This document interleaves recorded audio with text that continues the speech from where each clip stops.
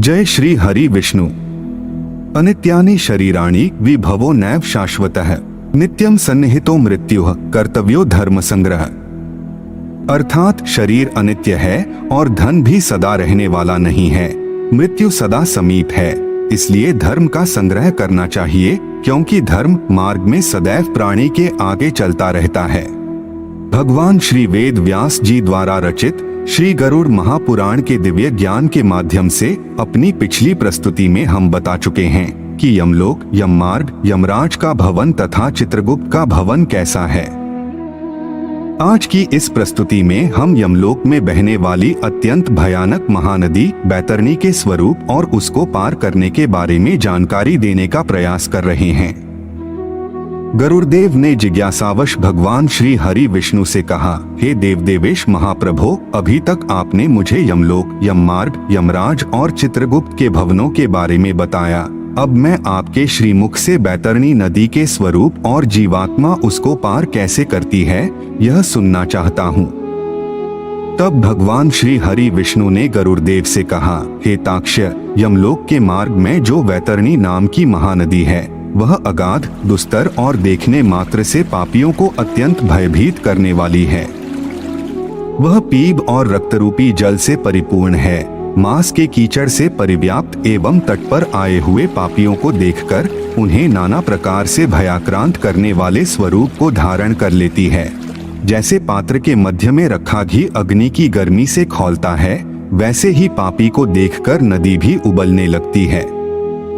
उसका जल कीटाणुओं एवं वज्र के समान सूंड वाले जीवों से व्याप्त है। सूंस, घड़ियाल, वज्रदंत तथा अन्यान्य हिंसक एवं मांस भक्षक जलचरों से वह महानदी भरी हुई है।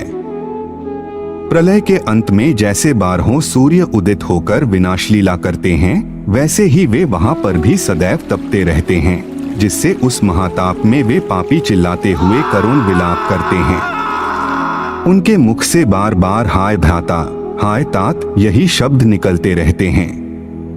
वे जीव उस महाभयंकर धूप में इधर उधर भागते हैं, उस दुर्गंध पूर्ण जल में डुबकी लगाते हैं और अपनी आत्मग्लानि से व्यथित होते हैं। वह महानदी चारों प्रकार के प्राणियों से भरी हुई दिखाई देती है। पृथ्वी पर जिन लोगों ने गौदान किया है, उस दान के प्रभाव से वे उसे पार कर जाते हैं, अन्यथा जिनके द्वारा यह दान नहीं हुआ है, वे उसी में डूबते रहते हैं। जो मूढ़ प्राणी भगवान, आचार्य, गुरु, माता पिता एवं अन्य वृद्धजनों की अवमानना करते हैं, मरने के बाद उनका वास उसी महानदी में होता है। जो मूढ़ प्राणी अपनी विवाहिता, पतिव्रता, सुशीला और धर्मपरायणा पत्नी का परित्याग करते हैं, उनका सदैव के लिए उसी महाघिनौनी नदी के जल में वास होता है। विश्वास में आए हुए स्वामी, मित्र, तपस्वी, स्त्री, बालक एवं वृद्ध का वध करके जो पापी उस महानदी में गिरते हैं, वे उसके बीच में जाकर करुण विलाप करते हुए अत्यंत कष्ट भोगते हैं। शांत तथा भूखे ब्राह्मण को विघ्न पहुंचाने के लिए जो उसके पास जाता है, वहां प्रलय पर्यंत कृमि उसका भक्षण करते हैं। जो ब्राह्मण को प्रतिज्ञा करके प्रतिज्ञात वस्तु अथवा संकल्पित वस्तु नहीं देता है, उसका वहां बैतरणी में वास होता है। आग लगाने वाला, विष देने वाला, झूठी गवाही देने वाला, मद्यपान करने वाला, यज्ञ का विध्वंस करने वाला, राजपत्नी के साथ गमन करने वाला, चुगलखोरी करने वाला, कथा में विघ्न डालने वाला, स्वयं दी हुई वस्तु का अपहरण करने वाला, खेत का मेड़ और सेतु को तोड़ने वाला, दूसरे की जमीन जायदाद हड़पने वाला, दूसरे की पत्नी को प्रदर्शित करने वाला, रस विक्रेता तथा वृषलीपति ब्राह्मण, प्यासी गायों की बावली को तोड़ने वाला, कन्या के साथ व्यभिचार करने वाला, दान देकर पश्चाताप करने वाला, कपिला का दूध पीने वाला शूद्र तथा मांसभोजी, ये निरंतर उस बैतरणी नदी में वास करते हैं। कृपण, नास्तिक और क्षुद्र प्राणी उसमें निवास करते हैं। निरंतर असहनशील तथा क्रोध करने वाला, अपनी बात को ही प्रमाण मानने वाला, दूसरे की बात को खंडित करने वाला, नित्य बैतरणी में निवास करता है। अहंकारी, पापी तथा अपनी झूठी प्रशंसा करने वाला, कृतघ्न, गर्भपात करने वाला बैतरणी में निवास करता है। कदाचित भाग्य योग से यदि उस नदी को पार करने की इच्छा उत्पन्न हो जाए तो तारने का उपाय सुनो। मकर और कर्क की संक्रांति का पुण्यकाल, व्यतिपात योग, दिनोदय, सूर्य चंद्र ग्रहण, संक्रांति, अमावस्या अथवा अन्य पुण्यकाल के आने पर श्रेष्ठतम दान दिया जाता है। मन में दान देने की श्रद्धा जब कभी उत्पन्न हो जाए वही दान का सही समय है, क्योंकि संपत्ति अस्थिर है, शरीर अनित्य है और धन भी सदा रहने वाला नहीं है। मृत्यु सदा समीप है, इसलिए धर्म का संग्रह करना चाहिए। काली अथवा लाल रंग की शुभ लक्षणों वाली वैतरणी गाय को सोने की सींग, चांदी के खुर, कांस्य पात्र की दोहनी से युक्त 2 काले रंग के वस्त्रों से आच्छादित करके सप्तधान्य समन्वित करके ब्राह्मण को निवेदित करें। कपास से बने हुए द्रोणाचल के शिखर पर ताम्र पात्र में लौह दंड लेकर बैठी हुई स्वर्ण निर्मित यम की प्रतिमा स्थापित करें। सुदृढ़ बंधनों से बांधकर इक्षु दंडों की एक नौका तैयार करें, उसी से सूर्य से उत्पन्न गौ को संबद्ध कर दें। इसके बाद छत्र, पादुका, अंगूठी और वस्त्रादि से पूज्य श्रेष्ठ ब्राह्मण को संतुष्ट करके जल तथा कुश के सहित इस मंत्र का उच्चारण करते हुए वह बैतरणी गौ उसे दान में समर्पित करें। दान देने वाले ब्राह्मण से कहें, हे द्विज श्रेष्ठ, महाभयंकर वैतरणी नदी को सुनकर मैं उसको पार करने की अभिलाषा से आपको यह वैतरणी दान दे रहा हूँ। हे विप्रदेव, गौवे मेरे आगे रहें, गौवे मेरे बगल में रहें, गौवे मेरे हृदय में रहें और मैं उन गायों के बीच में रहूं।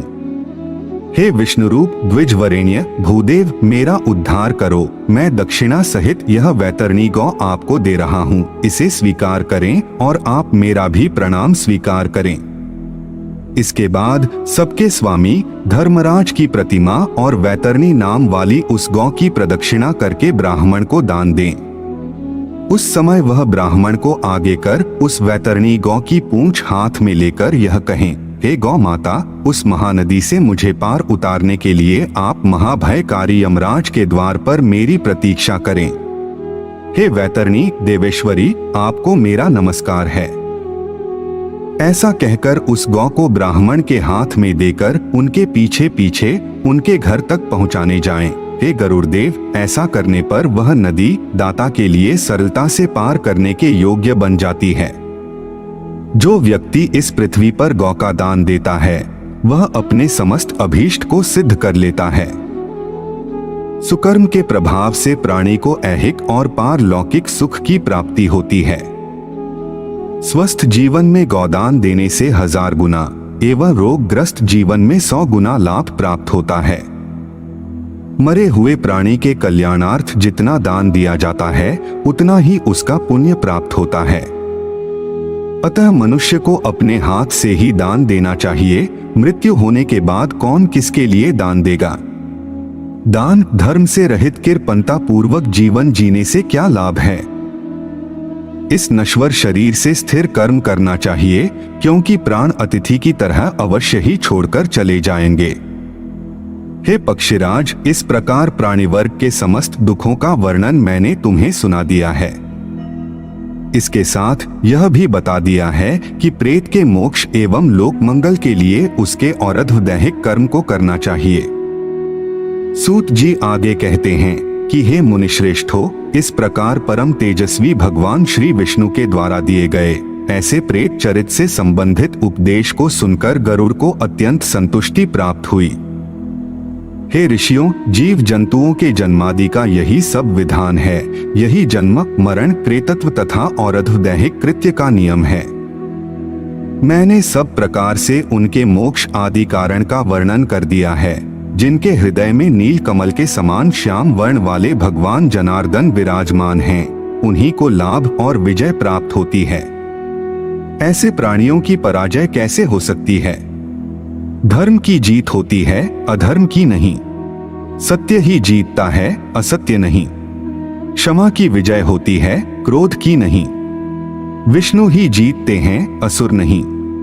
विष्णु ही माता हैं, विष्णु ही पिता हैं और विष्णु ही अपने स्वजन बांधव हैं। जिनकी बुद्धि इस प्रकार स्थिर हो जाती है उनकी दुर्गति नहीं होती है। भगवान विष्णु मंगल स्वरूप हैं, गरुड़ध्वजधारी मंगल हैं, भगवान पुंडरीकाक्ष मंगल हैं एवं हरि मंगल के ही आयतन हैं। हरि ही गंगा और ब्राह्मण हैं, ब्राह्मण तथा गंगा भगवान विष्णु के मूर्त रूप हैं। अतः गंगा, हरि एवं ब्राह्मण ही इस त्रिलोक के सार हैं। इस प्रकार सूत जी महाराज के मुख से निकली हुई सभी शास्त्रों के मूल तत्वों से सुशोभित भगवान श्री हरि विष्णु की वाणी रूपी अमृत का पान करके समस्त ऋषियों को बहुत संतुष्टि प्राप्त हुई। वे सभी परस्पर उन सर्वार्थ दृष्टा सूत जी की प्रशंसा करने लगे। शौनक आदि मुनि भी अत्यंत प्रसन्न हो गए। तो यह थी यमलोक में बहने वाली अत्यंत भयानक महानदी बैतरणी के स्वरूप और उसको पार करने के बारे में एक छोटी सी जानकारी। हम आशा करते हैं कि आपको यह जानकारी अच्छी लगी होगी। अगर अच्छी गरुड़ ज्ञान के अगले भाग में हम आपको एक नई जानकारी देने का प्रयास करेंगे। एक बार फिर से आपका बहुत बहुत धन्यवाद। जय हिंद, जय भारत।